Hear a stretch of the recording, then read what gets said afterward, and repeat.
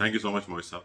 एक कमेंट जो I would like to make here is, मुझे सबसे इंटरेस्टिंग बात जो लगी ना वो थी opportunity cost versus I am stuck, मैं फंस चुका हूं, मेरे पास और कोई ऑप्शन नहीं है, वर्सेस ये रियलाइजेशन कि असल में एक अपॉर्चुनिटी कॉस्ट है जो मैं बेयर नहीं करना चाह रहा। ये बड़ी इंटरेस्टिंग लगी मुझे, और वो इस हवाले से भी लगी कि जैसे पेरेंट वाली एग्जांपल अगर हम ले लें तो हर किसी की लाइफ में इस तरह के मौके आते हैं कि जहाँ पे यू वांट, आप कुछ नहीं करना चाह रहे लेकिन आपके पेरेंट्स या कोई और अजीज आपका उसकी वजह से आप करना चाह रहे हैं और आप उसको एज अ सेक्रीफाइस कंसिडर कर रहे हैं, विच इज फाइन, हो सकता है वो सेक्रीफाइस हो। लेकिन अगर हम इसको अपॉर्चुनिटी कॉस्ट परस्पेक्टिव से देखें तो फौरी तौर पे एक ख्याल जो आ जाता है वो ये आता है कि अच्छा, मैं उनकी शॉर्ट टर्म नाराजगी अवॉइड करने के लिए ये डिसीजन लेने लगा हूं, लेकिन क्या मैं इससे कोई बड़ा नुकसान तो नहीं करने लगा। जैसे वालदेन के केस में ही, यकीनन अगर आप वालदेन से कहेंगे जी मैं तो एक्चुअली डॉक्टर नहीं बनना चाहता, मैं तो सिंगर बनना चाहता हूँ, तो वो को बहुत महसूस नहीं होंगे, वो खुश नहीं होंगे इस बात पे। लेकिन अगर मैं ये पेन लूं और मैं उनको, और मैं ये यकीन रखूं कि असल में तो मेरे वालदेन को मेरी खुशी चाहिए, और अगर वो ये समझ जाए कि देखिए मैं डॉक्टर बनने की तरफ चला तो जाऊंगा लेकिन उसकी वजह से मैं कम खुश जिंदगी गुजारूंगा, तो एन मुमकिन है कि वो मान ही जाए मेरी बात। और अगर ना भी माने तो एटलीस्ट उनको पता लग जाएगा कि वो अपॉर्चुनिटी कॉस्ट है क्या जो मैं बेयर करने लगा। राइट। ये आम तौर पर ये सब कुछ जो हो रहा होता है बिकॉज जब हम ये फैसले कर रहे होते हैं, आपने बड़ी इंटरेस्टिंग बात की है। जब ये फैसले सारे कर रहे होते हैं तो ना वो जानते हैं ना हम जानते हैं आम तौर पर कि ये basically it's an opportunity cost. मैंने कई दफा लोगों को ये कहते हुए सुना है that I can't do it, I have to do this. ये जो जुमले हैं ये बेसिकली डिसएम्पावरिंग जुमले हैं। यानी this style of speech is very disempowering. आप ये फैसला करें this is what I have decided to do. मैं इस वक्त क्लास छोड़ रहा हूँ इसलिए कि इस वक्त जो फुटबॉल का मैच है वो मेरे लिए ज्यादा इंपॉर्टेंट है। ये जब आप करेंगे ना जैसे ही, तो आपको अंदाजा हो जाएगा कि आपकी इस वक्त जिंदगी की प्रायोरिटीज क्या हैं। मैं ये नहीं कह रहा कि कुछ शर्मिंदगी की बात है, मुझे उनको priorities over a period of time ठीक करनी है। इसलिए क्योंकि ये जो शॉर्ट टर्म प्रायोरिटीज है ये मुझे लॉन्ग टर्म नुकसानात का बाय मेरी मेरे लिए लॉन्ग टर्म नुकसानात का बायस बनेंगी। ये है सिर्फ जो हमें रियलाइज करना है over the longer period of time. अच्छा जी, हमारे पास जैन, आप अनम्यूट करके अपना सवाल पूछ लीजिए। जी अस्सलाम वालेकुम। वालेकुम अस्सलाम अ, भाई।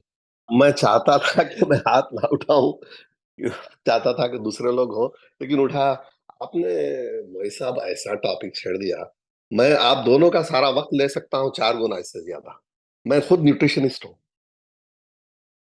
मैं जिस रास्तों से गुजरता हूँ ना, मु- तो आप बेहतरीन आपने एग्जाम्पल दिए हैं। Why do we become the man-made sweets, desserts and all that, rather than the natural, it's all convenience है, बिल्कुल सही। इसमें और एक जो चीज है, चॉइसेस हमारे जो जिंदगी में है, चॉइसेस ही है। वी आर द विक्टिम्स और we are the beneficiaries of the choices. तो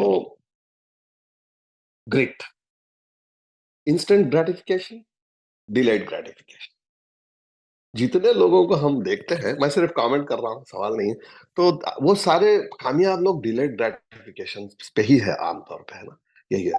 अच्छा, मुझे जो चीज बादर करती है ना, मोई साहब, वो ये है कि देखो, ये दुनिया चॉइसेस की है। आप जो भी चॉइस ले, अल्लाह ने तौफीक दी है, you have taken that, you are benefiting और you are not benefiting, it's detrimental for you और not, it's all okay. I am nobody to say that. Problem मुझे कहाँ होती है कि जब उस रॉन्ग चॉइस को बहुत भोंडे तरीके से और गलत तरीके से रेशनलाइज करने की कोशिश राइट। यहां मुझे फिर कहता हूं मैं, देखो, now you are challenging my intellect now, okay, don't do that. मैं यहां पर आपको ऐसी फेरिस दे दूंगा, फिर आप खड़े नहीं सकेंगे। तो प्लीज, आप जो कर रहे हैं ना, बोल, आप ऐसा बोल सकते हैं कि भाई मैं कर रहा हूं, I know the effects of this, मैं कर रहा हूं, and that's fine, that's absolutely okay. Because आपका हो सकता है, मेरा एक टाइम है आपका, हो सकता है वहां जाकर सीख ले आप, हु नोस। बिल्कुल। लेकिन बिल्कुल। कोई आदमी कोई आदमी जब ये करता है कि भाई जिंदगी खा के मरना है, ऐसा करके मरना तो है ही, वो लोग जो चीज को मिस कर रहे हैं वो ये है कि क्वालिटी ऑफ लाइफ को मिस कर रहे हैं। और अच्छा ये भी होता है मेरा, मैं सिर्फ आपको inventing out, I think I just close it after few second. वो लोगों को उनकी बॉडी सफर हो रही है मोहित साहब, लेकिन उसको छुपाते हैं, they hide it because they want that instant gratification, जैसे आपने कहा। I just rest my argument here. बिल्कुल। मैं आप ही की बात को आगे बढ़ा रहा हूँ बस, क्योंकि मैं न्यूट्रिशनिस्ट हूँ, आपने ऐसी टॉपिक खोल दी मेरे लिए, मैं बकवास करता ही जाऊंगा फिर ये। नहीं नहीं, जी आप शुक्रिया बहुत बहुत जी। आपके कमेंट बड़े इंपॉर्टेंट होते हैं। जी, बहुत शुक्रिया। शुक्रिया। सो जी। वालेकुम सलाम। नौशाबा, आप अनम्यूट कर लीजिए। जी अस्सलाम वालेकुम सर। सर तो वालेकुम। भी आपने बात की कि चॉइसेस हमारी अपनी होती हैं और हमें उसकी कॉस्ट पे करनी पड़ती है। तो मुझे तो ये लगता है, अगर इसे मजीद थोड़ा क्लियर कर दें, कि चॉइसेस आपके पास कई दफा होती ही नहीं है। मसलन कोई कॉस्ट तो आप, मिसाल दीजिएगा, कोई मिसाल दीजिएगा। Give sir me for any example example. तो आपने स्वीट्स की और वही दी है फॉर एग्जांपल, तो अब वो दोनों मुझे पसंद ही नहीं है, मतलब राइट। दोनों में से खाना। राइट। तो मेरे पास तो चॉइस कोई नहीं रही ना। अगर मुझे होस्ट कहता है कि एक खानी ही खानी है तुमने, राइट। तो लेकिन मेरी चॉइस नहीं है, लेकिन मुझे खा लूंगी, तो मतलब फैसला मेरा चॉइस, तो ना हुआ ना। देखिए मैं आपसे अर्ज करता हूँ, ये जो आई अंडरस्टैंड नाउ, आप जब चॉइस का वर्ड बोल रही हैं तो आप उससे मुराद ले रही हैं ख्वाहिश, मैं उससे मुराद ले रहा हूँ मेरा इख्तियार। मैं भी इख्तियार की बात। नहीं, देखिए मिसाल के तौर पर, अब इख्तियार ये है कि आप दोनों, आपको दोनों चीजें पसंद नहीं है, और होस्ट ये कह रहे हैं एक तो लेनी ही पड़ेगी। इख्तियार ये है कि मैं कहूँ कि होस्ट से कि मैं चला जाता हूँ यहाँ से, मैं नहीं लूंगा, ये इख्तियार है। बात वाज़ेह कर सका हूँ जी? जी यानी जी हम ये सर, क्यों नहीं लेकिन करते? उसकी भी तो कॉस्ट पे करनी पड़ेगी ना फिर। हो राइट सकता है right, that is what I am saying. Opportunity cost का मतलब असल में ये है कि आप जो कुछ भी कर रहे हैं, जो नहीं कर रहे वो अब नहीं मिलेगा। यानी ये जो मौका है ना जिंदगी का, ये वाला मौका, इस मौके पर अगर मैंने अपनी इन्वेस्टमेंट जो है वो स्टॉक्स में कर दी है मिसाल के तौर पर, तो अब मैं लॉन्ग टर्म बॉन्ड्स में नहीं कर सकता। ये मतलब है। ये मतलब नहीं है कि सारी जिंदगी के लिए अब खत्म हो गई है चॉइस। यानी ये बात कि आप जो, जब मिसाल के तौर पर आप इसका जवाब दें कि अगर होस्ट मुझे ये मजबूर कर रहे हैं कि नहीं तुम्हें एक चीज तो लेनी पड़ेगी, और मैं कहता हूं कि नहीं तुम्हारी ऐसी की तैसी नहीं लेनी मैंने, तो ये क्यों नहीं कहते आप? क्योंकि मैनर्स के खिलाफ हो जाएगी बात। मैनर्स के खिलाफ आप हो गए, बुरे। तो ये आपकी चॉइस क्या है? मैनर्स में रहना है। मैंने मैंने लोगों के साथ बदतमीजी नहीं करनी, ये मेरी चॉइस है, इस वजह से मैं वो कर लेता हूँ फिर, लेट्स से। और अगर मैं अभी भी ये मैनर्स में रहते हुए भी इनकार कर सकता हूँ तो कर लूंगा, ऐसा हो जाएगा ना। सर यानी लेकिन कई दफा मतलब आप मैं आप इस पे आप इसकी काम मिसाल कर। कोशिश कीजिए लाने की, कि देखिए सर फॉर इंस्टेंस मैं आपको मिसाल देता हूँ, ये बात कि मेरे साथ जिंदगी में कोई वाकया हो गया, ये वो जगह है जिसे मेरे पास चॉइस नहीं है। अब मेरे पास इसके बाद चॉइस है कि अब मैंने क्या करना है, चॉइस है। मिसाल के तौर पर मैं ये कहता हूँ कि मेरे साथ मेरे इतना नुकसान हो गया कि मेरे पास कल के खाने के पैसे नहीं है, मैं सोच रहा हूँ कि किसी दोस्त से कर्ज मांग लूं, चॉइस ये भी है कि भीख मांगना शुरू कर दूं।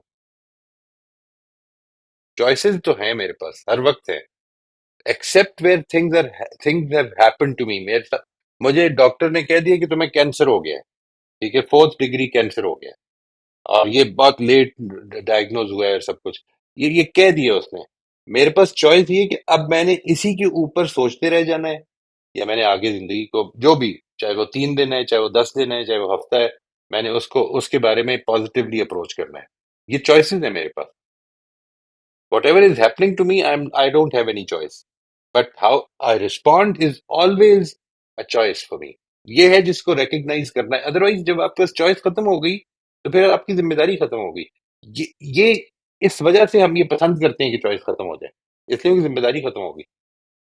सर फॉर एग्जांपल, अगर आप किसी ट्रॉमे में से गुजरे हो, राइट। और उसके बाद आपके वही जिससे आपने बीमारी का कोई फ्रस्ट्रेशन या कोई एक आप वो नहीं चाहते आप करो, लेकिन आप वो बार बार अनकॉन्शियसली करते जाते हो, तो फिर फैसले का इख्तियार तो आपके पास नहीं रहा ना। मतलब अब आप चाहते हो कि आप उससे निकलो, लेकिन आप निकल नहीं पाते। मतलब जिस तरह कोई विक्टिम होता है, रेप विक्टिम होते हैं, वो उस सिचुएशन से निकलना चाहते हैं, लेकिन उनको इतना उसका असर हो जाता है कि वो उसमें से निकल नहीं पाते, जो उसका इन्फ्लुएंस उन पे हो चुका होता है। आई फैसला थिंक उनका होता है कि हम लाइफ को बेहतर करें, लेकिन वो कर नहीं पाते। Right right. देखिए यानी ऐसा अगर होता ना कि दुनिया के अंदर हर रेप विक्टिम एक ही तरह से उसको रिस्पॉन्ड करता, तो फिर ये कहा जा सकता था कि हर आदमी जो है वो इस मौके पर चॉइस खत्म हो जाती है, वो सब ऐसे ही करते हैं। नहीं, we see that every person can can take these things differently. वो और तरह से रिस्पॉन्ड कर सकता है। यानी वो जिसको आज इतनी मुश्किल हो गई है वो किसी वजह से हो गई है। वो अगर अपने रिस्पॉन्सेज को चेंज करने लग पड़े तो वो उसका उसका जो बिहेवियर है वो भी चेंज होना शुरू हो जाएगा। आई मीन उसका जो सिचुएशन है वो चेंज। आज वो अपनी अपनी सोच की वजह से इस जगह पे खड़ा हो गया कि मेरे पास ऑप्शंस खत्म हो गई हैं। अपनी सोच ही की वजह से वो इस जगह खड़ा हो सकता है कि अब मैंने ऑप्शंस पैदा कर लिए हैं। ये बात कि इंसान के साथ क्या होना है ये कभी भी उसके पास चॉइस नहीं थी, कभी भी नहीं होती। ये बात कि जो कुछ होना है उस पर इंसान ने रिस्पॉन्ड कैसे करना है, ये हमेशा इंसान के पास रही है, हमेशा ही रही है। ट्रॉमा से निकलने के लिए मिसाल के तौर पर राब्ता करते हैं हम लोगों से। क्यों करते हैं? इसलिए करते हैं कि अगर हम अपने अपने प्रोसेसेस को ठीक कर लें तो इसके नतीजे में हमारा हम ट्रॉमा से निकल सकते हैं। ये है ना बात। वरना तो हम किसी से जी, राब्ता करने की जरूरत ही खत्म हो जाएगी। ट्रॉमा तो हो गया, अब तो निकल नहीं सकते। बहुत टाइम लगता है, मतलब ये तो नहीं एक जैसे लगेगा, मैं आपको लगेगा। ये मसला नहीं है। यानी देखिए, that's again we are going back to the same point. असल में होता क्या है, वो जो टाइम लगता है उसी से हम डिस्करेज हो जाते हैं। चीजें जो हैं, मैं जब आपसे गुजारिश ही कर रहा हूँ कि हमने अपनी जिंदगी के एक लॉन्ग टर्म विजन के बारे में एक राय कायम करनी है। अगर करनी है तो उसमें टाइम तो लगेगा, उसके लिए हर चीज की जद्दोजहद करनी पड़ेगी। लेकिन ये बात ध्यान में रखिएगा कि ये every step of the way, every step matters. ये है जो इंपॉर्टेंट बात है। ऐसा नहीं हो सकता कि आप ईज, आप इमीडिएट प्लेजर्स, इसके अंदर जिंदगी गुजारते गुजारते एक दिन अचानक बहुत ही बड़ा काम कर दें। ये नहीं हो सकता ना। ये कोई अल्लाह ताला की तरफ से किस्मत से हो जाए तो हो जाए।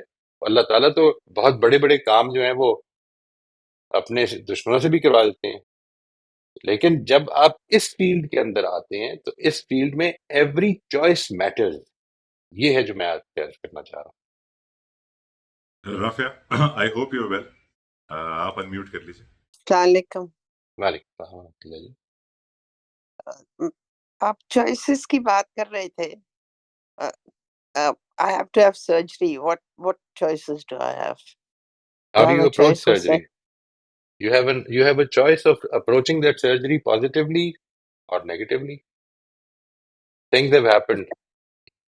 ये बात कि मेरे पास ये ऑप्शन है, आप न्यूयॉर्क में बैठी हैं इस वक्त, मेरे पास तो ये ऑप्शन नहीं है। You even had a choice of not going to New York. You took that choice, didn't you? What I'm saying is कि whether it's a choice of New York or Pakistan or anywhere else, who wants to go through surgery, who wants to be in a hospital, who wants to go through pain? नहीं, ये असल choice में तो नहीं आप है। मैं वही बात जो मैंने अभी अभी गुजारिश की ना नौशाबा से, चॉइस का मतलब ये नहीं that I want to do it. ये मतलब नहीं है।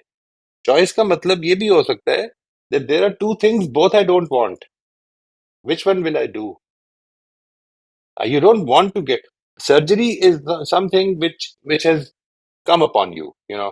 आपको ये सिचुएशन सर्जरी नहीं बल्कि ये कहना चाहिए कि ये जो सिचुएशन है, जो आपकी इस वक्त की हेल्थ की सिचुएशन है, ये अल्लाह ताला की तरफ से, हालात की तरफ से कहें उसको जो भी, अगर खुदा को मानते हैं जाहिर है कि खुदा की तरफ से एक आजमाइश है, नहीं मानते हैं तब भी ठीक है। है तो चॉइस इसमें तो कोई नहीं है। सिचुएशनल इश्यूज में तो कोई चॉइस नहीं है।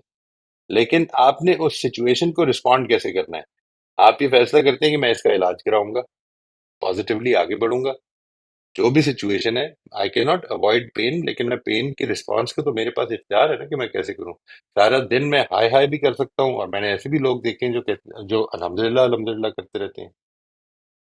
दोनों ही देखे हैं। ये चॉइस है हमारे पास। पेन पेन के बारे में चॉइस नहीं है। वो तो मैं आपसे बार बार ये गुजारिश कर रहा हूँ, यानी क्या होना है मेरे साथ इस पे कोई चॉइस नहीं है। क्या करना है मैंने उसके होने पर, ये मेरे पास चॉइस। और यहीं पर मेरे फैसले मैटर करते हैं। ये नहीं मैटर करता कि मेरे साथ क्या हो रहा है। मैटर असल में ये करता है, मिसाल के तौर पर आप शॉर्ट टर्म व्यू के लिए अपनी मॉरल चॉइसेस को सेक्रीफाइस कर देते हैं, तो अब आप लाजमन क्या गारंटी कर सकते हैं कि आपको तरक्की मिल जाएगी, फायदा मिल जाएगा? आप yes boss yes boss yes boss करते रहे सारी जिंदगी, तो क्या लाजमन ये आपको फायदा दे देगा? मॉरल चॉइसेस की बात कर रहे हैं हम। ये जो ये वाला एस्पेक्ट है कि जिंदगी में आप कभी भी डिसएम्पावर्ड नहीं होते। You have taken a ticket, you went to New York, this is all in your, these were your choices, you did that. I think you could See, not have but done that with an absolutely negative mindset. ये तो नहीं हो सकता, आप hope no, के no, साथ ही गई है ना। you're right. But I think some people can take a lot of pain. I can take a lot of pain, but it's not a very pleasant prospect of life getting is not pleasant, operated. Life has no guarantees of being pleasant, ये बात तो clear रखिए। It is a test, इस test के Yeah, it बाद is just pleasantness शुरू होनी है। अगर मेरा रिस्पॉन्स अच्छा होगा, अगर मेरी चॉइसेस अच्छी होंगी, ये टेस्ट खत्म होगा, साथ ही दरवाजे नेमतों के खुल जाएंगे। और अगर मेरी चॉइसेस ठीक नहीं होंगी, तो ये फिर भी टेस्ट ही रहेगा, इसको चेंज, इसमें कोई चेंज नहीं बस आएगी। बस अल्लाह करे खैरियत से हो जाए तो फिर अल्लाह करे, इंशाल्लाह। अल्लाह करे, सबकी दुआएं हैं जी आपके साथ। मैंने लास्ट टाइम भी ये गुजारिश की थी सब लोगों से कि वो गई हुई हैं उधर, अल्लाह ताला उनको सेहत से वापस लाए, खैरियत से लाए, उनके दर्द में बिल्कुल खत्म कर दे उनका दर्द। ये सारी दुआएं हैं थैंक इंशाल्लाह। बहुत बहुत शुक्रिया जी, thank you most very welcome जी, मच, अल्लाह थैंक यू। हाफिज। मोहित साहब, क्या ये सर्कल ऑफ इन्फ्लुएंस और सर्कल ऑफ कंसर्न का पर्सपेक्टिव इंपॉर्टेंट हो गया यहाँ पे? आई थिंक जो लास्ट दो कमेंट्स आए हैं कि there are always more things that affect us, there are always fewer things जिनको हम कुछ कर सकते हैं जैसे भारत में। और फोकस शायद हमारी चॉइसेस हमेशा उसी छोटे सर्कल में ही होती हैं कि जहां पे हम कुछ कर सकते हैं और outcome of our own activities वो सर्कल ऑफ इन्फ्लुएंस में नहीं होती, हमारे कंट्रोल में नहीं होती। बिल्कुल, ये है इम्पोर्टेंट बात भी। यानी आपको, आपका जो रिस्पॉन्स है ना, वो होगा ही सिर्फ सर्कल ऑफ इन्फ्लुएंस में। आपको ये देखना है, ये जो बात है कि एक आदमी आ गया, उसने कहा या तुम ये स्वीट्स लो या फिर ड्राई फ्रूट या फ्रूट लो, और मुझे दोनों ही पसंद नहीं है। मेरे पास एक चॉइस और भी है कि मैं कहता हूँ अच्छा मैं जा रहा हूँ, खुदा हाफिज, ठीक है, लेकिन वो मैं क्यों नहीं करता हूँ? इसलिए करता हूँ कि मेरे ख्याल में एक सोशल एटिकेट के खिलाफ है। उसने मुझे घर बुलाया है, वो मोहब्बत से बात कर रहा है, तो मैं क्यों इस तरह करूँ? फाइन, मैं उसके लिए, और यही मैं सारी जिंदगी करता रह जाता हूँ। इसको इस वक्त मुतमिन कर दो, ठीक है? वालिदैन जो अभी आपने मिसाल दी, इस चीज से निकलने उठने की कोशिश एक और करनी है बहुत ही इंशाल्लाह। एक और बहुत ही कंट्रोवर्शियल एग्जांपल देने लगा हूं मैं। वो ये कि हमारे यहाँ बड़ा टैबू है डिवोर्स, और अगर किसी को इन्वॉल्व किया जाए मशवरा करने के लिए कि अगर कोई couple is going through a tough time और वो किसी को इन्वॉल्व करते हैं, और वो इन्वॉल्व होने वाला कुछ अरसे के बाद उनको ये मशवरा दे कि देखें सिचुएशन को देख के तो बेहतर ये लग रहा है कि आप लोग अपना अपना अपनी अपनी जिंदगी अब जिए, तो वो बहुत लगता है बहुत खराब मशवरा दे दिया। और आई एम श्योर सबने एक्सपीरियंस ये किया हुआ कि हमारे यहाँ खासतौर पर हमारे माशरे में सैडली वुमेन आर, उनको लगता है कि उनके पास ये ऑप्शन ही नहीं कि वो ले लें, क्योंकि उसकी जो, और वही होता है कि उसकी अपॉर्चुनिटी कॉस्ट वाकई बहुत हाई होती है, इंसेनली हाई होती है। और उसकी वजह से वो, तो वो अगर मैं एग्जांपल लूँ जो भी राफिया ने कही थी, तो वो एक एक्चुअली सर्जरी करनी होती है जो वो सर्जरी एक्चुअली अवॉइड कर देता है, और वो सारी जिंदगी गुजार देते हैं उस सर्जरी को अवॉइड करते हुए, हालांकि वो एक दफा करके सबके लिए बेहतरी हो अभी सकती है देखिए शायद। किस तरह से चॉइसेस क्रिएट होती हैं, ये भी ज़हन में रखिए। यानी कुछ लोगों की सिचुएशन ऐसी थी, मिसाल के तौर पर ये सर्जरी अपेरेंटली जो इन्होंने मुझे बताया था जाने से पहले, ये सर्जरी पाकिस्तान में नहीं हो सकती थी अपेरेंटली। और अगर नहीं हो सकती थी, तो बहुत सारे पाकिस्तान की मेजोरिटी के पास ये चॉइस ही नहीं है जो इनके पास थी। तो अब आपने एक स्टेप लिया, बिकॉज ऑफ योर सिचुएशन ये चॉइस आपके पास थी। लेट्स से मेरे पास ये चॉइस नहीं है, तब भी मैं चॉइस लेस नहीं हो गया हूं। ये है जो बात करना चाह रहा हूं मैं। यानी मुझसे आप कहें कि ये सर्जरी सिर्फ अमेरिका में हो सकती है, और मैं आपको जवाब में ये देता हूं कि मैं तो नहीं जा सकता हूं, इसलिए मेरी चॉइस ये है कि मैं नहीं जाऊंगा। नहीं, मेरी चॉइस नहीं है, ये मेरी सिचुएशन है, मैं नहीं जा सकता। अब मेरी चॉइस क्या है? चॉइस ये है कि मैं सारा वक्त वावेला करता रहूं। देखो जी देखो, लोग जो है वहां पे अमेरिका जाके इलाज करते हैं, मैंने तो रब ने ये भी नहीं दिता कि मैं अमेरिका जाके इलाज करा लूं, ऐसी तरह मरना है मैं। ये चॉइसेस है ना मेरी। यानी ये इनमें से कौन सी चॉइस है जो मैंने ऑप्ट करनी है? मैंने क्या इस पर अब बाकी जिंदगी फ्रेट करते रहना है कि जो चीजें मेरे पास नहीं है, या ये कि मैंने उस तरफ तवज्जो करनी है कि जो चीजें हैं और उनको बेहतर यूटिलाइज करना है? अभी मैंने आपसे अर्ज किया 3 दिन रह गए हैं जीने के लिए, तो तब भी चॉइस है। क्या चॉइस है? इन 3 दिनों को कैसे यूटिलाइज करना है? ये सारी चॉइसेस हैं। मेरे पास तो 3 दिन हैं, मुझे बता दिया किसी ने कि तुम्हारे पास जीने के लिए 3 दिन है। आप में से किसको पता है ये तो किसी को भी नहीं पता है कितने दिन है, राइट? अगला दिन भी है या नहीं है, we don't know about it. इतना ज्यादा परेशान क्यों होना है? अच्छा, सोबिया आप अनम्यूट कर लीजिए। अच्छा सर, पिछले दिनों मेरी मेरी सिचुएशन मैंने आपसे डिस्कस की थी। तो मैंने जुमला बोला था कि सर मुझे लग नहीं रहा कि मेरे पास किसी को रखने भेजने और इस तरह की कुछ चीजों की मैं ऐसा सेंटेंस मुझे याद है कि सर मेरे पास कोई ऑप्शन नहीं रही। तो एट दैट टाइम आपने कुछ कहा नहीं। मैं बड़ी सरप्राइज थी कि सर ने मुझे इस बात पे क्यों नहीं कुछ कहा। हम्म, तो अगर वो सिनेरियो आपको याद है तो मुझे यानी ऐसा नहीं जवाब माहिर। मतलब ऑप्शन नहीं रहती। Okay right. मैं मतलब ये बता ये कहूँ अगर कि आपके पास फॉर एग्जांपल मैं अब अपने केस को निकालती हूँ और एक खातून के पास कोई हरासमेंट का केस होता है फॉर एग्जांपल। तो यह ऑप्शन है कि आप किसी के सामने खुद को डाल दें और या वहां से एस्केप की अगर कोई ऑप्शन नहीं रही जो कि यूजुअली वुमेन के पास नहीं रहती है बिकॉज शी इज वीकर। तो दूसरी ऑप्शन फिर वो खुद को हर्ट कर सकती है, सुसाइड कर सकती है, लाइक इस तरह की कुछ चीजें होती हैं। अब ऐसी चीज जगहों पे कोई सोच सकता है कि ऑप्शन नहीं रही और दोनों ही ऑप्शंस गलत हैं। तो फिर वो हम्म, टाइम पे क्या करेगा, कैसे डिसीजन मेकिंग वहां पे, कैसे डिसीजन ऐसी सारी जगहों पे जहां पर ये फीलिंग आती है वहां पर क्या डिसीजन करना पड़ता है? क्योंकि आजकल मुझे जिस तरह की डिसीजन मेकिंग करती है लेस मॉरल यानी मॉरल मॉरल में तो कोई प्रॉब्लम नहीं होती, लेकिन ये देखना है कि इस तरह की सिचुएशंस में जहाँ कुछ लोग फंसे हुए हैं यहाँ क्या कहा जाए किसी को। ये और आप अपने लिए असल भी में समटाइम्स ऐसी सिचुएशन। देखिए, ये मिसाल वो है जो वही जो अगर आप दोनों को अलग अलग कर लें, जो मैं अब आपसे गुजारिश कर रहा हूँ, एक है मेरे साथ क्या हो रहा है और एक है मैंने रिस्पॉन्ड कैसे करना है। हम्म मेरे रिस्पॉन्सेज में ऑप्शंस है मेरे पास, मेरे साथ क्या हो रहा है इसमें हम्म ऑप्शंस नहीं है हर वक्त। बिल्कुल ठीक, बिल्कुल। तो अब अगर मैंने एक क्या करना है, अब लेट मैं से कैसे डिसाइड मिसाल करूंगी? के तौर पर ये बात कि कोई हरास हो रहा है, कोई एबडक्ट हो गया है, इस तरह के इश्यूज बन गए हैं, वो अपने हालात के लिहाज से देखेगा कि मेरे पास क्या ऑप्शन है। यानी क्या वो भाग सकता है, क्या वो कोशिश कर सकता है भागने की? ये भी नहीं कर सकता, वो भी नहीं कर सकता, बांध के रख दिया है।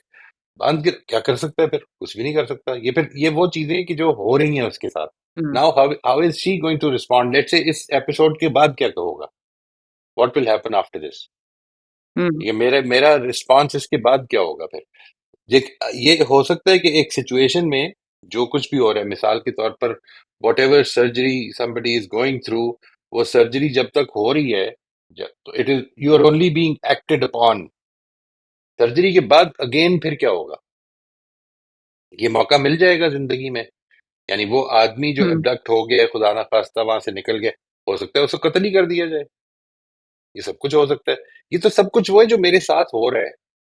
अब मैंने let's say as soon as I am in a position that I have to respond, तो मैंने क्या रिस्पॉन्स देना है?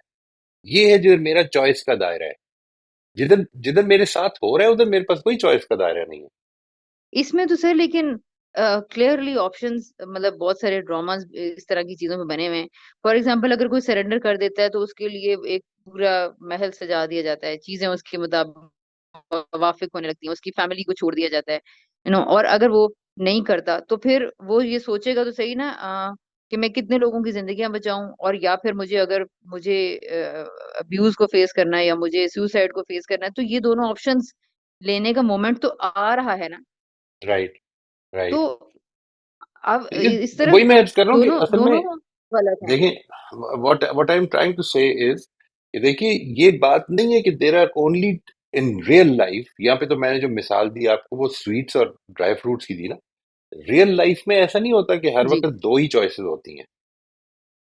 देर आर मेनी चॉइसेस। मिसाल के तौर पर एक आदमी जो है वो ये फैसला करता है कि ठीक है, मैं गिव इन कर देता हूँ इस वक्त ताकि मेरी फैमिली बच जाए। ये समझ में आती है बात? ऐसा कर सकता है एक आदमी, कर सकता है। और ये कोई लाजमन कोई ये नहीं कहा जाएगा इसके बारे में, यानी प्रोबेबली मैं हु एम आई टू जज कि ये उसका शॉर्ट टर्म ओरिएंटेड फैसला है। किसी की अपने मोहब्बत करने वालों की, अपने प्यारों की जान जा रही थी, मैंने बचाने के लिए कोशिश की है, मैं और कुछ भी नहीं कर सकता था, ये किए। यानी these are not the judgments. यहाँ पर हम ये इशू में नहीं है कि ये फैसला ठीक है या गलत है, ये मेरा एग्जैक्टली मसला नहीं है। This is not my problem. यानी मैं जो चीज बताना चाह रहा हूँ वो सिर्फ इतनी है दैट हम बेसिकली, फॉर इंस्टेंस, वो जो फैसला कर रहा है गिव इन करने का, उसकी अपॉर्चुनिटी कॉस्ट क्या है? अगर वो गिव इन ना करता तो अपॉर्चुनिटी कॉस्ट क्या होती? उसकी फैमिली को मार दिया जाता, फॉर इंस्टेंस। वो इसको नहीं पे करना चाहता, हम्म तो चॉइस है ना।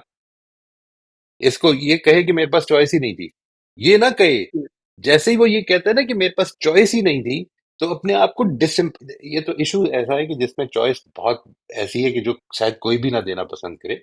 But the idea that I want to tell is, हम आम जिंदगी में ये बोल रहे होते हैं कि मेरे पास तो कोई चॉइस ही नहीं थी, ये तो करना ही नहीं। बिल्कुल नहीं, चॉइस थी, एग्जैक्टली बिल्कुल चॉइस है। जैसे ही मैं ये कहूंगा ना ये मेरा मेरा फैसला है कि मैं ये करूं, इसके बाद मैं इस पे गौर करने को आमादा होऊंगा, इसके बाद आमादा होऊंगा कि ये फैसला ठीक है या नहीं है। जब तक मैं ये कहता रहूंगा ये मेरे पास तो चॉइस ही नहीं थी, तो मैं विक्टिम बना हुआ हूं, सब कुछ तो मेरे साथ एग्जैक्टली जिंदगी कर रही है। इधर से उठना है, to take moral decisions, you have to get out of this disempowered paradigm about yourself. You are taking decisions. ये है जो बात मैं अर्ज करना चाहता ठीक है। ठीक है सर, और बस छोटा सा मेरा दूसरा क्वेश्चन है, वो ये है कि अगर एक इंसान, मैं आमतौर पर डिसीजन की अपॉर्चुनिटी कॉस्ट को एट मैक्सिमम मुझे लगता है कि एनालाइज कर लेती हूँ, तो मेरे लिए डिसीजन इसलिए शायद करने थोड़े आसान होते हैं। तो एक, लेकिन ये है कि मुझे एक सिचुएशन बहुत बार बार फेस करनी पड़ी है, दो तीन लोगों से बात करने में पहल, यानी आपको पता है बच्चे बीवी शौहर इतने अजीज होते हैं, इन इस तरह के कुछ रिश्तों में आप, I I felt many times that I am stuck, मुझसे बात नहीं शुरू हो रही। हालांकि मैंने उसकी अपॉर्चुनिटी कॉस्ट के ऊपर वो किया है कि कोई ऐसा खतरा नहीं, आपको डांटा जाएगा, बेइज्जती की जाएगी, इंसल्ट की जाएगी, क्योंकि इन सब के बारे में मेरा पैराडाइम ये है कि दूसरे कर नहीं सकते हैं, वो जो भी करेंगे वो उनका पॉइंट ऑफ व्यू है। तो मुझे अब इसकी अपॉर्चुनिटी कॉस्ट ही मेरे से नहीं हो पा रही, पूरा 24 घंटे में सोचती रही, क्यों मैं बाद में पहल नहीं कर पा रही। तो यहाँ पे हूँ। मुझे क्या करना चाहिए? ये क्या एनालिसिस की कमी है? क्या करूँ इस सिलसिले में? नहीं, ये तो मतलब आपको ये अपॉर्चुनिटी कॉस्ट नहीं, अपॉर्चुनिटी कॉस्ट ये यानी opportunity cost is in decisions. देखिए।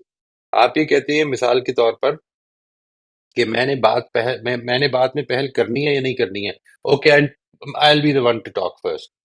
Why are you doing this? ये एक अलग चीज है। Why did you not stop talking?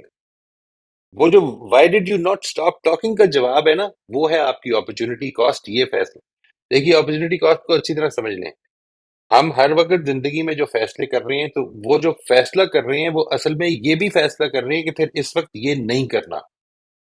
वो जो नहीं करना है वो इस फैसले की अपॉर्चुनिटी कॉस्ट है। मसलन मूवी देखते हुए पढ़ना, अपॉर्चुनिटी पढ़ने का फायदा अपॉर्चुनिटी कॉस्ट है। अच्छी एक्सरसाइज करने का फायदा अपॉर्चुनिटी कॉस्ट है। ये जो बात है कि मैंने ये फैसला कर लिया कि मैंने बात में पहल करनी है और मैं कर नहीं पा रही, ये अपॉर्चुनिटी कॉस्ट नहीं है लाजमन। यहाँ पर असल में ये हो रहा है कि आप वो फैसला कर रही हैं। नहीं सर, इसकी इसकी मैं यहाँ थोड़ी सी इसमें क्लैरिफिकेशन ऐड करूंगी कि अगर आप चुप रहते हैं ना, तो आप हम्म, सेफ हैं, सिक्योर हैं, और आपको अपनी ईगो को वो नहीं करना पड़ा, कॉम्प्रोमाइज नहीं करना पड़ा, आप ईगो अपनी बचा रहे हैं। तो आपके पास एक ये है कि यार क्या चुप चुप रहूं, कुछ भी नहीं आगे होगा, आगे देखेंगे जो होता है। और एक ये है कि नहीं, ऐसा करती हूँ, बोलूंगी तो फिर क्या होगा, बाद में पहल करूंगी, अच्छा मुझे अपनी थोड़ी ईगो गिरानी पड़ेगी, टाइम देना पड़ेगा, दूसरा अगर कोई इंसल्ट करेगा, ऊंची आवाज में बोलेगा, फियर कोई क्रिएट होगा, उसको बर्दाश्त करना पड़ेगा। ये सारी कॉस्ट है ना, इनको इनको सोचना कि ये कुछ हो सकता है, क्या ये अपॉर्चुनिटी कॉस्ट नहीं है? हाँ राइट, वो तो होगी।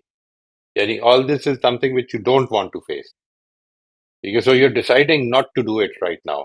अब ये ना कहें कि बात मैंने फैसला कर लिया है, अब ये कहें कि अभी तक मेरा फैसला जो है वो उस तरफ है ज्यादा, कि बात में पहल नहीं करनी मैंने, इसलिए कि वो जो पहल अच्छा करके जो अपॉर्चुनिटी कॉस्ट है वो पे नहीं करना चाह रही, ये है मसला फिर। ओके, ठीक ठीक, सही। तो जो फैक्टर्स मैंने मेंशन किए हैं, आपके जहन में कोई और ऐसे फैक्टर्स हैं आप कि क्या ऐसी और अगर जहन में आपके आए तो बता दें, फिर मैं नहीं, ये डन जो करती हूँ। जितने भी आपने फैक्टर्स मेंशन किए हैं, ये बेसिकली आपकी जो यानी आप यूं समझ लें कि बेसिकली आपकी वो अजम्पशंस जो आपके फियर्स बनी हुई हैं, वो आपके आड़े आ रही हैं, हम्म, और उनको ओवरकम करने की कोशिश करें। तो आप तो उस एक्सरसाइज से गुजर चुकी हुई हैं आईटीसी की। जी जी जी जी जी उसको जी उसको बिल्कुल। देखें कि वो क्या फियर्स हैं, उनको टेस्ट आउट करें। हम्म टेस्ट दैट आउट योरसेल्फ। ये देखिए, उसको एक्सपेरिमेंट हम्म में लेके आए कि क्या ये अजम्पशन ठीक है। हम्म कोई नजर आते हैं लोग जो उसके खिलाफ कर रहे हैं? अगर आते हैं तो उनसे पूछें कि वो उनकी अजम्पशन ये नहीं है, how are they will managing to do it. ये right. Basically when you find something as a hindrance in doing the right thing, आपने फैसला कर लिया कि ये ठीक काम है, लेकिन आप उसमें हिंड्रेंस महसूस कर रही हैं, तो वो अब दो किस्म की होंगी। या तो आपको पता नहीं कैसे करना है, तो वो फिर असल में वो वाला चैलेंज है जिसको हम कहते हैं ना कि इंफॉर्मेशन से हल हो जाएगा, ठीक है, टेक्निकल चैलेंज। और जो जब आपको लगता है कि नहीं, इन्फॉर्मेशन ही पूरी है, मैं मुझे ड्राइविंग आती है लेकिन मैं रोड पे निकल नहीं सकती, मुझे डर लगता है, तो ये फिर अब अडेप्टिव चैलेंज है। इसको अडेप्टिव तरीके से ही हल किया जा सकता है।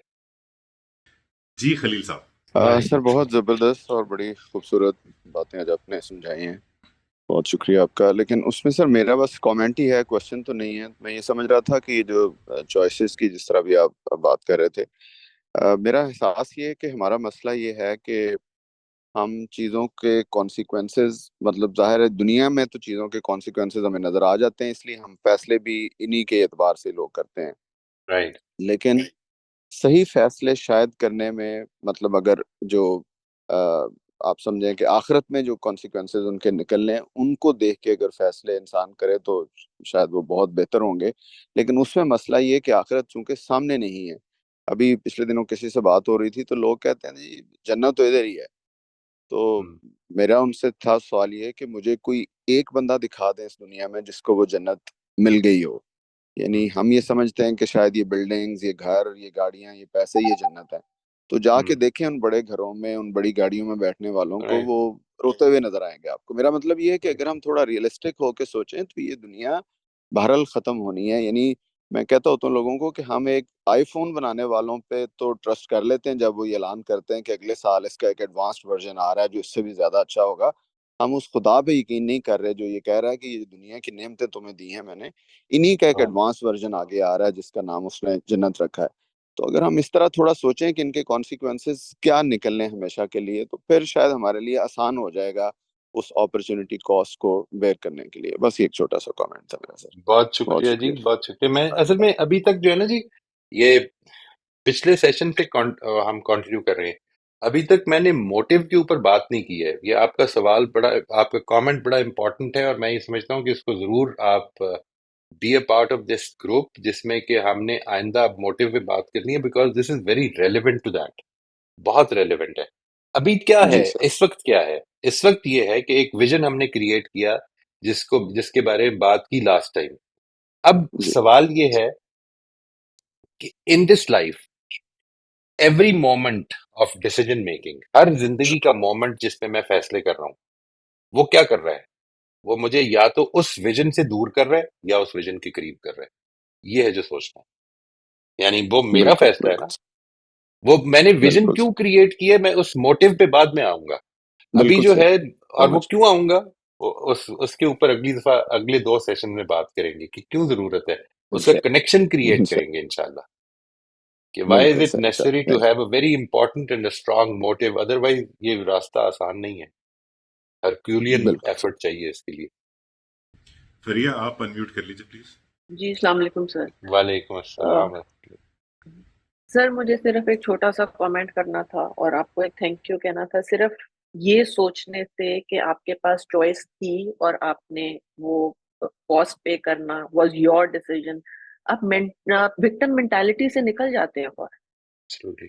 सर ये this this is huge. Thank you sir. Thank you, you I just जाकिल्ला वांटेड टू जी। Say that. दुआओं में याद रखें जी, बस अल्लाह ताला अच्छे ऑलवेज। अच्छी चीजों को दुनिया में कंट्रीब्यूट करने की तौफीक दे दे बस, शायद किसी चीज को कबूल कर मिल जाए कबूलियत। अदनान, आप म्यूट कर लीजिए प्लीज। सर एक क्वेश्चन ये था कि क्लास में थे तो के अंदर टीचर ने एक बात की थी कि जो हक है और खैर है, दोनों में से जो खैर है उसको प्रायोरिटी दी जाएगी। तो अगर आप इसके साथ एग्री करते हैं तो प्लीज मुझे थोड़ा सा इसके बारे में समझा दीजिएगा, नुक्ता मुझे समझ नहीं आया था। मेरा ख्याल है कि वो यहाँ पर हक जो है ना, वो जी राइट के जी। मानी में बोल रहे होंगे। यानी हक और खैर का कोई तकाबुल नहीं है। यानी वो कैसा खैर होगा जो हक की नफी में खड़ा हो। लेकिन ऐसे बहुत सारे हकूक हो सकते हैं कि जिनको आप छोड़कर खैर को तरजीह दे देते हैं। यानी मिसाल के तौर पर आपको पता है कि ये आपका राइट है एज ए फादर, मिसाल के तौर पर, लेकिन इस वक्त खैर इसमें है कि ये रिलेशनशिप को स्ट्रांग किया जाए, तो मैं अपना राइट छोड़ सकता हूँ।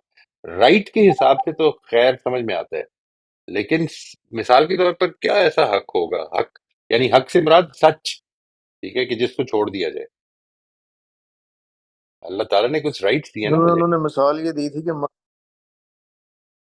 हाँ जी, बताइए। मसलहत की उन्होंने मिसाल दी थी कि फॉर एग्जांपल अगर कोई आ जाता है आपके घर और उसके पीछे डाकू लगे हुए हैं, मतलब इस तरह की कोई मिसाल दी थी उन्होंने, और आपने वहां पे सच नहीं बोलना। हक तो यही है ना, आप सच बोलेंगे कि जी हाँ बंदा मेरे पास ही राइट राइट, है। इसको कहते हैं जी लेकिन मॉरल वहां डिलेमा। ये जो सिचुएशन आप जी बयान फरमा रहे हैं, इसको कहा जाता है इसके लिए टर्म यूज होती है moral dilemma. Moral dilemma basically, लोगों से ये कहा जाए ना कि मॉरल डायलेमा, ये मुझे वेरी ऑनेस्टली बड़ी सरप्राइजिंग बात है ये, कि मॉरल डायलेमा के बारे में लोगों को बिल्कुल नहीं पता क्या होता है। सीरियसली अक्सर लोगों को नहीं पता। यानी वो समझते हैं कि मेरा मॉरल डिलेमा ये है कि यार ये पैसे जो है, मिसाल के तौर पर मुझे ये अपनी गाड़ी खरीदूं या घर खरीदूं, ये मॉरल डिलेमा है। It has nothing to do with the moral dilemma. ठीक है, मॉरल डिलेमा ये है, ये जो पैसे हैं मेरे पास, ये जो मैं हज के लिए मैंने बचाए हुए थे, एक आदमी की मजबूरी सामने आ गई है, तो क्या मुझे इसके लिए खर्च कर देने चाहिए? मॉरल डिलेमा ये है जो आपने मिसाल दी है, कि क्या सच्चाई इंपॉर्टेंट है या किसी की जान बचाना इंपॉर्टेंट है। ये वो फैसले होते हैं कि जिसमें दोनों चॉइसेस जो हैं, दोनों चॉइसेस में से दोनों चॉइसेस मॉरल हैं। ठीक है, दोनों चॉइसेस मॉरल हैं। आप एक को तरजीह देते हैं तो दूसरे की अपॉर्चुनिटी कॉस्ट होती है वो। इसमें ये बिल्कुल पॉसिबल है। देखिए, इसके अंदर बहुत सारी अजम्पशन शामिल है। अजम्पशन नंबर वन ये है कि मेरे पास उस शख्स को का मुकाबला करने की कुवत नहीं है। सबसे पहली अजम्पशन तो ये है, मेरे पास उस शख्स का मुकाबला करने का हौसला नहीं है। मैं अब झूठ बोलकर इस आदमी को बचा सकता हूं और कोई तरीका नहीं है। नंबर दो अजम्पशन ये है कि मैं ये जानता हूं कि ये आदमी जिसके पीछे पुलिस पड़ी हुई है, ये असल में मुजरिम नहीं है, वरना तो मैं एक मुजरिम को बचा रहा हूं। अब ये मॉरल डिलेमा नहीं रहा, अब तो मैं मुजरिम का साथ दे रहा हूँ। मॉरल डिलेमा तब तक है कि जिस वक्त मुझे पता है कि ये बेकसूर है, मेरे पास ये कुवत नहीं है बचाने की, मैं किसी को पुकार कर साथी जमा करके उसको बचा नहीं सकता हूँ। ये सब चीजें अज्यूम करके अब आप कहते हैं कि मेरे पास और कोई ऑप्शन इसके अलावा नहीं है कि झूठ बोलूं, तो मैं ये झूठ बोलने को तरजीह दे रहा हूँ जान देने के। इसके अंदर इसकी एक्सटेंशन से बहुत बचें, क्योंकि मैं आपको बताऊं, बहुत बड़ी प्रॉब्लम ये हो जाती है कि आदमी इधर से शुरू करता है कि मिसाल के तौर पर मियाँ बीवी के झगड़े में थोड़ा बहुत झूठ बोल करके भी उसको अगर अवॉइड कर लिया जाए, मुझे नहीं पता कि ये कितनी ठीक है बात, ये कितनी गलत है, बट इधर से शुरू होता है और आदमी इधर पहुंच जाता है कि यार बड़ा नुकसान हो जाना था मुझे, तो इसलिए मैंने थोड़ा सा झूठ बोल दिया। यानी इतना ज्यादा टैक्स कौन देगा, इसलिए मैंने थोड़ा सा झूठ बोल, तो हर चीज में ही झूठ जायज होना शुरू हो जाता है। ये मॉरल डिलेमा है। यानी टैक्स देना, टैक्स बचाना कोई कोई कोई मॉरल इशू नहीं है। मॉरल डिलेमा का मतलब है कि दोनों ऑप्शंस में से एक चूज की जा सकती है और दोनों ऑप्शंस मॉरल हैं। एक तरफ है जान बचाना, एक तरफ है सच बोलना। या सच बोला जा सकता है या किसी की जान बचाई जा सकती है। यहाँ पर जान क्यों क्यों मैं कह रहा हूँ ये, यानी इसकी बेसिस क्या होगी, ये बड़ा क्लियर फैसला है। मेरी राय ये है कि इस मामले में आदमी को झूठ बोलकर जान बचा देनी चाहिए, अगर वो अजम्पशन ठीक है। इसकी बेसिस क्या है? इसकी बेसिस ये है कि अल्लाह ताला ने मुझे यानी इंसान को, मुझे तो नहीं लेकिन अपने मुखातबीन को कुरान मजीद में ये बात वाज़े कर दी है कि अगर तुम्हारी जान पर बनाई है तो तुम झूठ कुफर का कलमा भी बोल देना, लेकिन दिल से नहीं। ये झूठ इसी को कहते हैं ना। इसलिए झूठ बोलकर अपनी जान अगर बचाई जा सकती है तो फिर मेरे ख्याल में इसको, if you do not have the strength to stand up against that person, तो फिर इसमें झूठ बोलकर दूसरे की जान ही बचाई जा सकती है। This is what I feel. Sir ठीक है इसको जी। इसको इस तरह से ले सकते हैं कि अगर किसी हुक्म की इल्लत हमें समझ में आ जाए तो उसको फिर हम चेंज भी कर सकते हैं, मतलब लॉजिक अगर मुझे किसी हद की समझ आ गई है ये हुक्म की इल्लत नहीं है। तो। असल में देखें, यहाँ पर इंसान जब मैं आपको उसकी मिसाल देता हूँ। यानी ये हुक्म की इल्लत, ये जो बात है कि झूठ बोलकर कुफर का कलमा बोलकर अपनी जान बचाई जा सकती है, आले यासिर ने नहीं किया ये। ठीक है। मक्के की जी जी। जिंदगी में जब आले यासिर पर ये मौका आ गया कि तुम कुफर करो, उन्होंने कहा कि नहीं करेंगे। ठीक है। मार दिए गए, नहीं किया। तो ये जितनी भी चीजें होती हैं, ये रुखसत की चीजें होती हैं, यानी अपनी हद तक मैं बात कर रहा हूँ, अपनी हद तक। ये इल्लत नहीं है, ये मॉरल इश्यूज हैं। यानी ये दीनी दीनी इश्यूज हैं ही नहीं। ये जो पेश आएंगे ना आपको मसले, ये मॉरल इश्यूज पे पेश आएंगे ज्यादा। अगर जान पे बन आई है तो एक आदमी कहता है कि नहीं मैं फिर भी झूठ नहीं बोलूंगा। एक आदमी कहता है मेरे पास ताकत तो नहीं है, लेकिन मैं पहले मैं दूंगा, उसके बाद तुम्हें पकड़ेगा ये बंदा। ठीक है। ऐसे लोग भी होते हैं। सर इसमें अभी असल में मैं इसको स्पेसिफाई नहीं कर रहा, मैं ये जानना चाह रहा था कि अगर एक एक इंसान है, जैसे वो ये कहता है कि हक का नफाज होना चाहिए हर हाल में, मतलब मैं एक हक को ही लेके आगे चलूंगा, प्रिंसिपल सेंटर्ड जिंदगी गुजारूंगा, लेकिन उसके बरक्स दूसरा शख्स ये कहता है कि नहीं, मसलहत पे फोकस किया जाएगा। हम्म। ठीक है, हम देखेंगे, उसको देखेंगे कि यार यहाँ पर अभी जो सिचुएशन है वो क्या है, अभी यहाँ पर सबके लिए खैर हो रहा है या नहीं हो रहा है, क्योंकि जाहिर बात है जब हम हक के लिए खड़े होते हैं तो बहुत ज्यादा तकलीफें हैं, तो फिर दूसरे जो हमारे ओपोनेंट्स होते हैं उनको तो फिर बुरा लगता है और वो फिर इमोशनल ड्रामा सब कुछ होता है। तो नहीं, क्या बस सही कह रहे हैं, सही कह रहे हैं। मसलहत देखिए, वहां पर। मसलियत के नाम पर जितनी ज्यादतियां हुई है ना जी, मैं आपसे अर्ज करूं। यानी मिसाल के तौर पर मसलियत मसलियत मेरी मसलियत, मेरी सोसाइटी की मसलियत, मेरी कौम की मसलियत, इसके नाम पर, मेरी कौम की मसलियत के नाम पर जितना जुल्म हुआ है दुनिया में, आप इसका इमेजिन नहीं कर सकते। राइट। यानी लोग मारे गए हैं, लोग एक्सप्लॉइट हुए हैं। मसलियत क्या चीज होती है, इसको पहले डिफाइन कर लेना चाहिए। ये बात कि मुझे सच बोलना है, इसलिए कि मैंने अगर सच नहीं बोला तो किसी का नुकसान हो जाएगा, ये मसलियत है? ये क्या मसलियत है? तो सही, बिल्कुल ठीक। फिर सच और झूठ का मसला क्या है? फिर प्रॉब्लम क्या है? यानी ये जो अभी सारी बात कर रहे हैं हम अपॉर्चुनिटी कॉस्ट की, यही तो कॉस्ट है जो पे करनी पड़ती है। मॉरल डिसीजंस की कॉस्ट होती है कुछ। और मसलहत हर किसी की अपनी अपनी भी हो सकती है। एब्सोल्युटली हो सकती है। मैं तो आपसे अर्ज कर रहा हूँ कि जिस वक्त कलेक्टिविटी की भी मसलियत होती है, उसमें देखें कितनी एक्सप्लॉयटेशन हुई है दुनिया में। यानी बिल्कुल। कितनी एक्सप्लॉयटेशन हुई है। ये चीज मेरे कौमी मफाद के खिलाफ है, इसलिए झूठ बोल दो। ऐसी की तैसी कौमी मफाद की, ये किस तरह का हम्म। उसूल है कि कौमी मफाद के लिए झूठ बोल दो? ये किधर से आया उसूल? मेरे खानदान के मफाद के खिलाफ है, इसलिए झूठ बोल दो। What nonsense is that? तो फिर सच बोले किस लिए आदमी? क्योंकि फिर मेरा मफाद भी तो एक इम्पोर्टेंट मफाद है। अगर सारे मफाद इम्पोर्टेंट है तो मैं क्यों पीछे रह गया? मैंने क्या सही। कसूर किया है? बहुत बहुत शुक्रिया सबका।